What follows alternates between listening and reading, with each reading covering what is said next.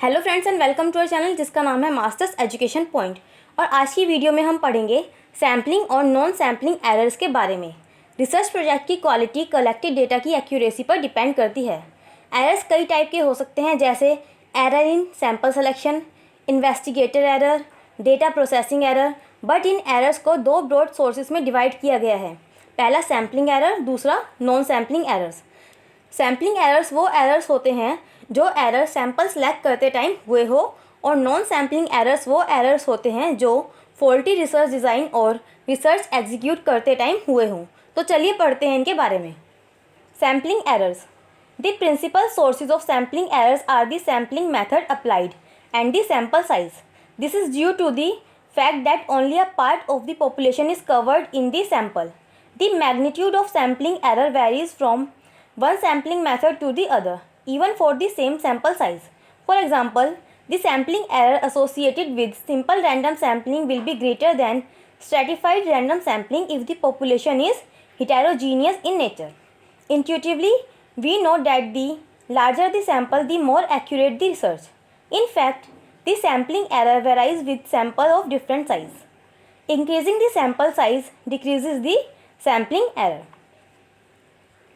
जैसे कि इसके नाम से ही क्लियर हो रहा है कि ड्यू टू सैम्पलिंग जो एरर्स अराइज होते हैं उन्हें सैम्पलिंग एरर्स कहा जाता है।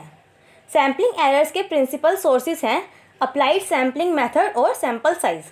ये अराइज होते हैं जब हम सैम्पल में पॉपुलेशन का एक पार्ट कवर कर लेते हैं, यानी हमने पूरी पॉपुलेशन में से केवल एक पार्ट को लेकर जो भी हमारा टेस्ट था या एस्टिमेशन थी वो कर दी। सैम्पलिंग एरर का मैग्नीट्यूड एक सैम्पलिंग मेथड से दूसरे तक वेरी करता है सेम सैम्पल साइज़ पर भी। अगर पॉपुलेशन का नेचर हिटेरोजीनियस होगा तो सैम्पलिंग एरर जो कि एसोसिएटेड होगा सिंपल रैंडम सैम्पलिंग से वो बड़ा होगा स्ट्रैटिफाइड रैंडम सैम्पलिंग से। हमें पता है कि जितना बड़ा सैम्पल होगा उतना ही एक्यूरेट रिसर्च का रिजल्ट होगा। वास्तव में सैम्पलिंग एरर वेरी करता है डिफरेंट सैम्पल साइज़ के साथ। सैम्पल साइज़ इंक्रीज़ करने से सैम्पलिंग एरर डिक्रीज़ हो जाते हैं। Non sampling errors. The non sampling errors arise from faulty research design and mistakes in executing research. There are many sources of non sampling errors which may be broadly classified as पहला respondent errors and दूसरा administrative errors. Non sampling errors वो errors होते हैं जो arise होते हैं गलत research design के कारण और रिसर्च एग्जीक्यूट करते टाइम मिस्टेक के कारण। नॉन सैम्पलिंग एरर्स के कई सोर्सेज होते हैं जिन्हें ब्रॉडली दो टाइप्स में डिवाइड किया गया है, रिस्पोंडेंट एरर्स और एडमिनिस्ट्रेटिव एरर्स। पहला respondent errors. If the respondents cooperate and give the correct information the objectives of the researcher can be easily accomplished. However in practice this may not happen. The respondents may either refuse to provide information, or even if he or she provides information, it may be biased. If the respondent fails to provide information, we call it as non-response error. Although this problem is present in all types of surveys, the problem is more acute in mail surveys. In order to minimize the non-response errors, the researcher often seeks to recontact with the non-respondents if they were not available earlier.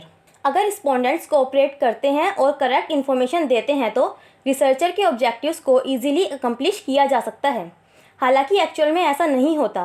Respondents या तो information देने से मना कर देते हैं या देते भी हैं तो ये बायस्ड हो सकती है।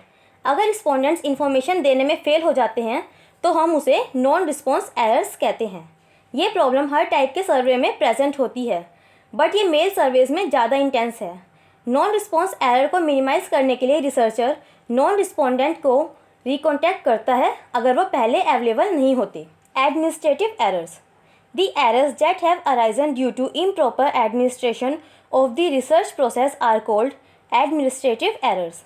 There are 4 types of administrative errors. These are as follows. Errors जो अराइज होते हैं रिसर्चर की इम्प्रॉपर एडमिनिस्ट्रेशन के कारण उन्हें एडमिनिस्ट्रेटिव एरर्स कहा जाता है। एडमिनिस्ट्रेटिव एरर्स 4 टाइप के होते हैं। पहला sample selection error. It is difficult to execute a sampling plan. For example, we may plan to use systematic sampling plan in a market research study of a new product and decide to interview every 5 customer coming out of a consumer store. If the day of interview happened to be a working day, then we are excluding all those customers who are working. This may lead to an error because of the unrepresentative sample selection. एक sampling plan execute करना difficult होता है। जैसे example के लिए हम plan कर सकते हैं सिस्टमैटिक सैम्पलिंग प्लान यूज़ करने का न्यू प्रोडक्ट की मार्केट रिसर्च स्टडी में, और डिसाइड कर सकते हैं हर 5 कस्टमर्स का इंटरव्यू लेने का जो कंज्यूमर स्टोर से बाहर आ रहे हों। बट अगर जो इंटरव्यू का डे है वो एक वर्किंग डे हुआ तो हम उन सारे कंज्यूमर्स को एक्सक्लूड कर रहे हैं जो कि वर्किंग हो, क्योंकि वर्किंग डे वाले दिन सब अपने अपने काम पर होंगे और बहुत कम चांसेस हैं कि वर्किंग पर्सन्स शॉपिंग पर हो। यह एक एरर का कारण हो सकता है अनरिप्रेजेंटेटिव सैंपल सिलेक्शन के कारण, क्योंकि सैंपल में वर्किंग पर्सन्स इंक्लूड नहीं हो रहे हैं। Investigator error.